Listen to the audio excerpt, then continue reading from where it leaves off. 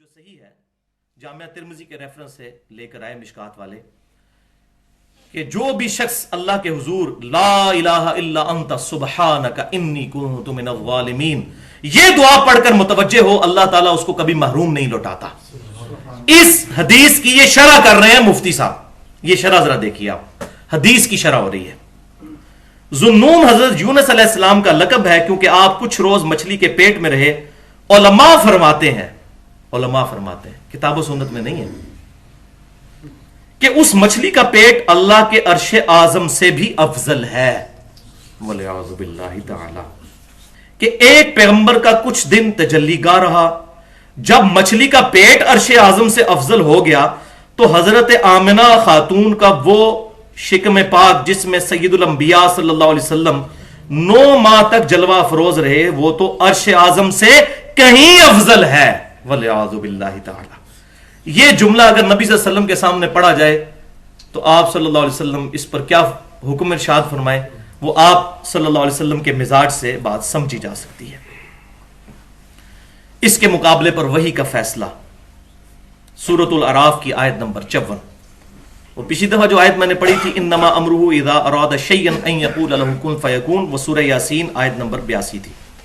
یہ سورۃ الاعراف آیت نمبر 54، ان ربکم الذی خلق السماوات والارض فی 6 ایام ثم استوى علی العرش، بے شک تمہارا رب تو وہ ہے جس نے زمین و آسمان کو 6 دنوں میں پیدا فرمایا اور اس کے بعد عرش پر مستوی ہوا جیسا اس کی شان کے لائق ہے۔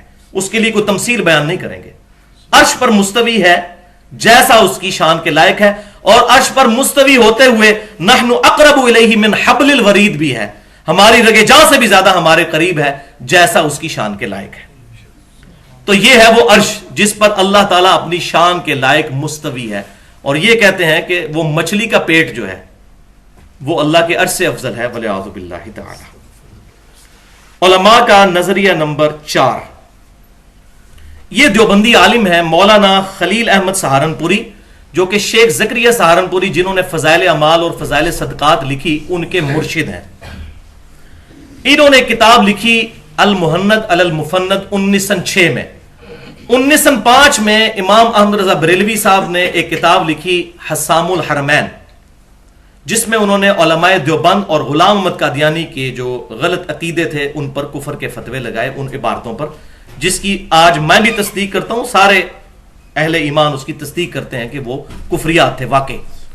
اس کے جواب میں اپنی کلیریفیکیشن دینے کے لیے ایک کتاب لکھی علماء دیوبند نے المہند علی المفند، یہ ان کی بنیادی کتاب ہے۔ 26 عربی میں سوالات کیے گئے، انہوں نے بتایا کہ ہمارے یہ عقیدے ہیں، اور یہ ان کے نصاب میں بنیادی کتاب، چھوٹی سی کتاب چاہے پڑھایا جاتا ہے، جس میں 35 علماء دیوبند کے سائن ہیں، جس میں اشرف علی تھانوی صاحب بھی شامل ہیں۔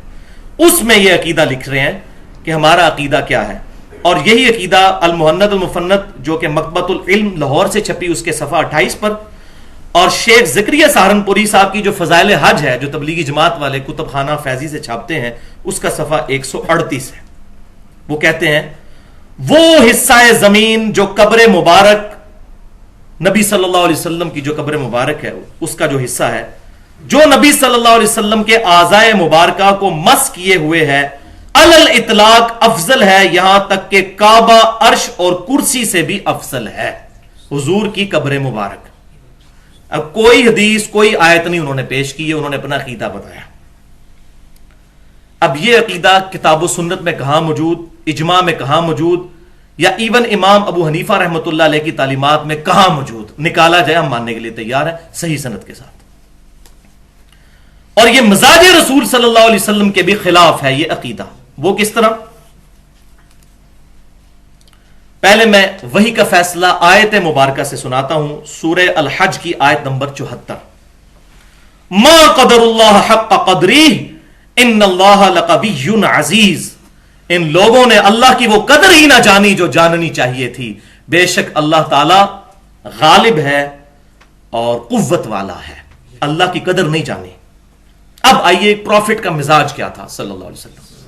انہوں نے کہا کہ نبی صلی اللہ علیہ وسلم کی قبر مبارک اللہ کے عرش، کرسی اور خانہ کعبہ سے افضل ہے، تو پھر اس کے آگے میں ایک جملہ جوڑتا ہوں، اگر پھر خانہ کعبہ سے ان ساری چیزوں سے افضل ہے وہ، تو پھر قبر مبارک کا طواف بھی ہونا چاہیے اگر خانہ کعبہ کا طواف ہوتا ہے، اللہ کے لیے ہی ہو، قبر کا طواف شروع کر دیا جائے، پھر یہ رزلٹ تو نکلیں گے۔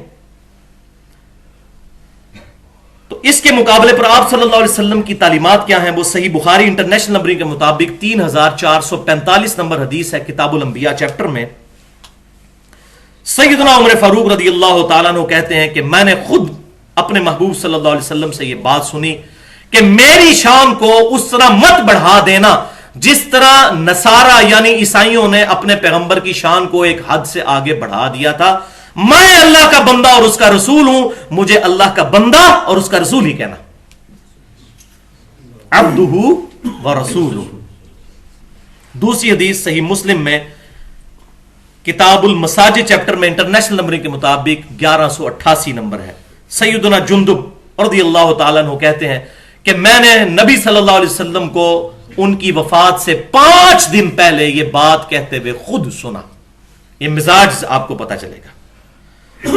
فرمایا خبردار، تم سے پہلے لوگ اپنے انبیاء کرام علیہ السلام اور نیک لوگوں کی قبروں کو سجدہ گاہ بنا لیتے تھے، خبردار تم لوگ قبروں کو سجدہ گاہ نہ بنانا، بے شک میں تمہیں اس حرکت سے منع کرتا ہوں۔ اس کے علاوہ بھی کتنی حدیثیں ہیں بخاری اور مسلم میں آپ کی مرض وفات کی، اللہ کی لعنت ہو یہود و نصارہ پر، انہوں نے اپنے نبیوں کی قبروں کو سجدہ گاہ بنایا۔ یہ بخاری میں بھی ہے اور مسلم میں بھی، اس میں میرا پورا لیکچر ہے، مسئلہ نمبر 63 کے نام سے، ولادت مصطفیٰ صلی اللہ علیہ وسلم اور رسول اللہ کی آخری وصیتیں، 2 گھنٹہ اور تقریباً 19 منٹ کی گفتگو ہے، اور ریسرچ پیپر بھی ہے رسول اللہ کی آخری وصیتیں، ریسرچ پیپر نمبر 1 صلی اللہ علیہ وسلم۔ تو آپ صلی اللہ علیہ وسلم کا مزاج کیا تھا؟ مسند امام احمد میں صحیح سند کے ساتھ یہ حدیث موجود ہے، جو ہمارے ریسرچ پیپر دعا صرف اللہ ہی سے، اس میں بھی لکھی ہوئی ہے۔ ایک صحابی نے نبی صلی اللہ علیہ وسلم کے سامنے یہ کہہ دیا، ما شاء اللہ و شئت، اے اللہ کے رسول، جو اللہ چاہیں اور جو آپ چاہیں۔ اب صحابی نے کوئی اللہ سمجھ کے تو نبی صلی اللہ علیہ وسلم کو یہ نہیں کہا، اللہ کا بندہ ہی سمجھ کر کہا، لیکن آپ صلی اللہ علیہ وسلم نے فرمایا،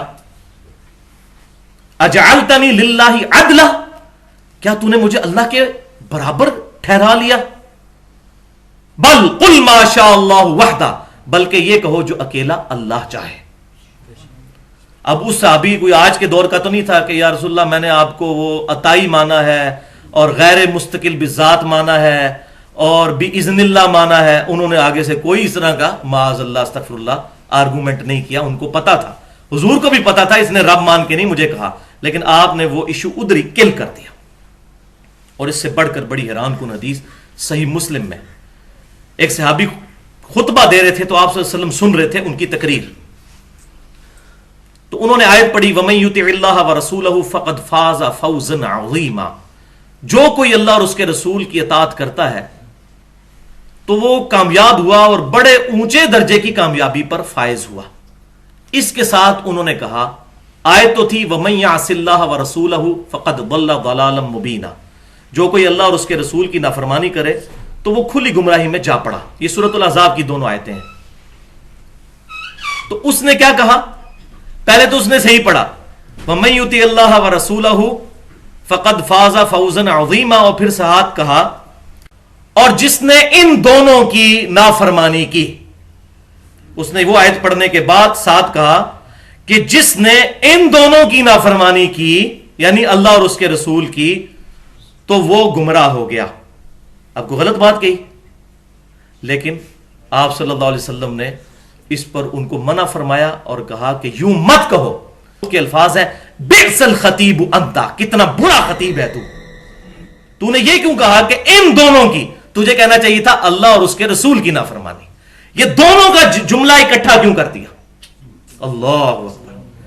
اب ذرا اس عبارت کو پڑھیں کہ وہ حصہ زمین جو نبی صلی اللہ علیہ وسلم کے اعضاء مبارک کو مس کیے ہوئے ہے، علی الاطلاق افضل ہے، یہاں تک کہ کعبہ، عرش اور کرسی سے بھی افضل ہے، والعیاذ باللہ تعالی۔ علماء کا نظریہ نمبر 5، یہ دیوبندی بزرگ مولانا اشرف علی تھانوی صاحب۔ اب یہ مولانا کا تو ویسے مطلب ہوتا ہے ہمارے محبوب، لیکن یہ میں اپنے ریفرنس سے مولانا نہیں کہہ رہا، ان کے ریفرنس سے، تاکہ پرابلم اینڈ پہ نہ ہم آئے، احترام کے ساتھ سارے بزرگوں کے نام لیے جائیں۔ تو مولانا اشرف علی تھانوی صاحب امداد المشتاق کتاب ہے صفحہ 46 اسلامی کتب خانہ سے شائع ہوئی ہے، اس پر لکھتے ہیں شیخ عبد القادر جیلانی رحمۃ اللہ علیہ کے ریفرنس سے، ادھر آپ کو پتا چل جائے گا کہ توحید کیا ہے ان بزرگوں کی۔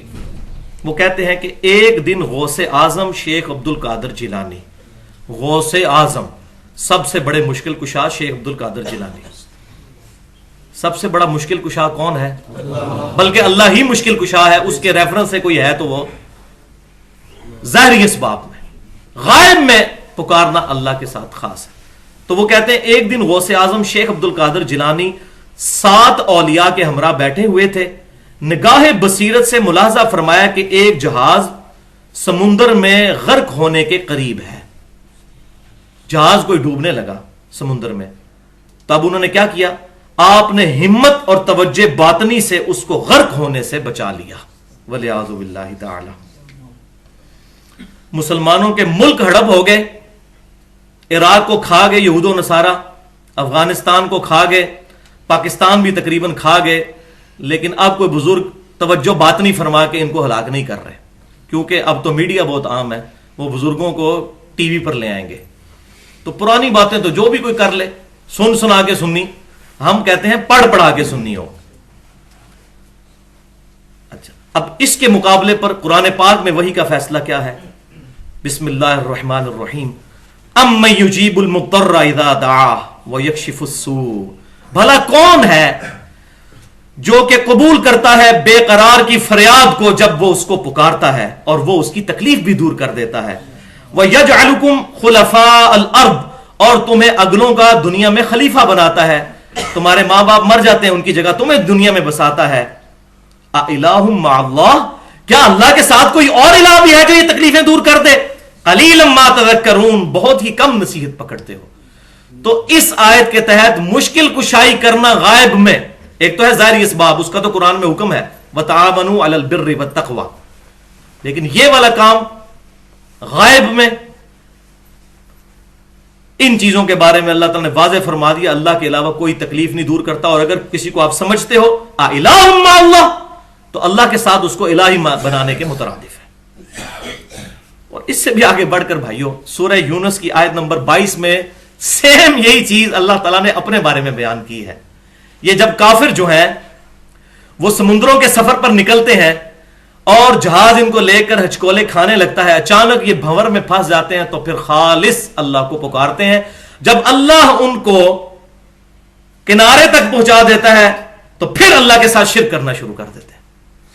قرآن پاک میں یہ جہازوں کو بھنور سے بچانا اللہ تعالیٰ نے اپنے ساتھ مخصوص کیا، اور یہ کہہ رہے ہیں شیخ عبد القادر جیلانی۔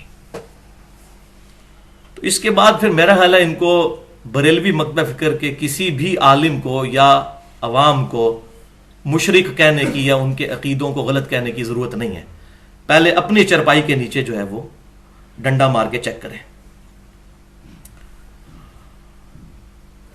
اب بالکل سائملٹینیس کنٹراسٹ اسی طرح کا، آپ دیکھیں میں ایک ایک عبارت پیش کر رہا ہوں ساری طرف سے، اسی طرح کی عبارت ایک طرف سے، اسی طرح کی عبارت دوسری طرف سے۔ آپ ذرا دوسری طرف سے سنیے، اس سے بھی بڑھ کر کھل کر، علماء کا نظریہ نمبر 6، مولانا احمد رضا خان صاحب بریلوی، ملفوظات حصہ اول صفحہ 106، بک کارنر جہلم سے شائع شدہ ہے۔ ان سے سوال ہوا، عرض، یہ کوسچن ان سے ہو رہے ہیں، عرض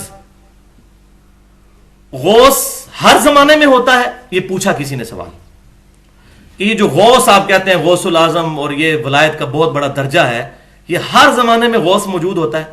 تو اس کا جواب ہونا چاہیے تھا ہاں یا نہ میں، لیکن جواب انہوں نے دیا، ان کا ارشاد، بغیر غوث کے زمین و آسمان قائم ہی نہیں رہ سکتے، یہ جواب دیا انہوں نے، کوئی آیت نہیں پڑھی، کوئی حدیث نہیں، یہ جواب دیا۔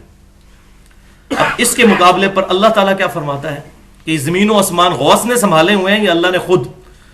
کسی غوث کو کیا آج کسی بڑے سے بڑے عالم کو بھی زمین و آسمان کے سائز کا ہی نہیں پتا، سنبھالنا تو بڑی دور کی بات ہے۔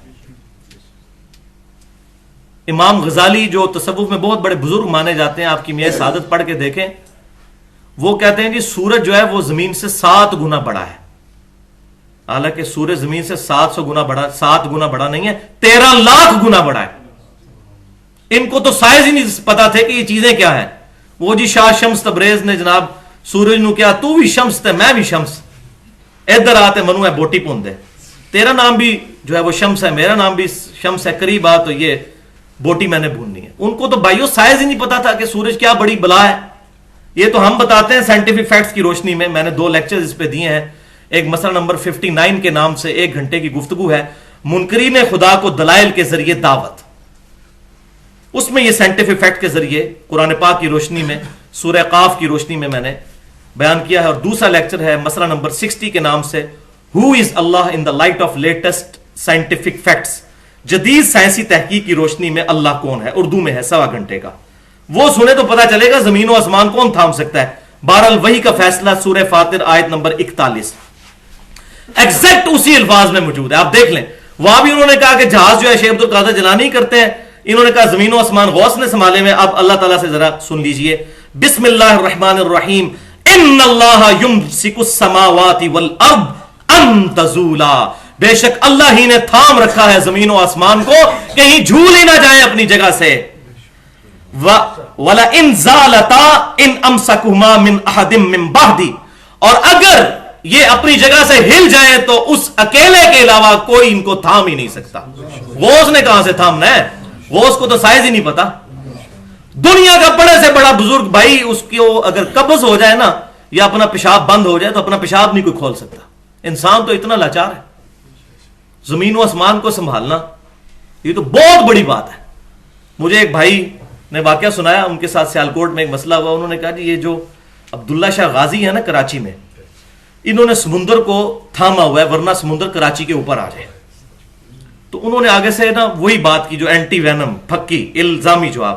انہوں نے کہا کہ دنیا میں کوئی بڑے سے بڑا بزرگ زندوں یا مردوں میں موجود ہے, اس کو میرے سامنے لاؤ, میں اس کو 4 جگ پانی کے پلاتا ہوں, نمک والے پانی کے, پھر اس کی شرمگاہ آگے سے باندھ دیتا ہوں, وہ اپنا پیشاب مجھے روک کے بتا دے. جو یہ کہتا ہے میں نے سمندر روکا ہوا ہے, وہ روک سکتا ہے اپنا پیشاب؟ نہیں, پیشاب نہیں روک سکتا. اور جو بندہ اپنا پیشاب نہیں روک سکتا وہ سمندر کو کیسے روک سکتا ہے؟ ہاں دعا الگ چیز ہے, دعا بالکل الگ چیز ہے. اور دعا میں یہ نہیں کہا جاتا اس نے روکا, ورنہ تو یہ شرک ہو جائے گا. دعا میں تو کہا جاتا ہے دعا کی, اور وہ اللہ کی مرضی جس نے قبول جس کی ہو یا نہ ہو. دعا بالکل ڈیفرنٹ چیز ہے, اس کے ساتھ مکس نہ کریں. وَلِعَاذُ بِاللَّهِ تَعَالَى. اگر یہ ٹل جائیں تو ان میں سے کوئی ایک بھی ایسا نہیں جو اس کو تھام سکے. اِنَّهُ كَانَ حَلِيمًا غَفُورًا, بے شک اللہ تعالیٰ حلم والا ہے اور معاف کرنے والا ہے. کیا مطلب؟ اتنے بڑے بڑے یہ لوگ دعوے کرتے ہیں اللہ کا حلم ہے کہ وہ سن رہا ہے کہ جی فلانا بزرگ چلا رہا ہے جناب, یہ جو ہے وہ گورنر پنجاب جو ہے وہ علی بن عثمان حجویری صاحب ہیں, اور سندھ جو ہے فلانے بزرگ کے حوالے ہے, اور یہ فلاں بزرگ کے حوالے ہے.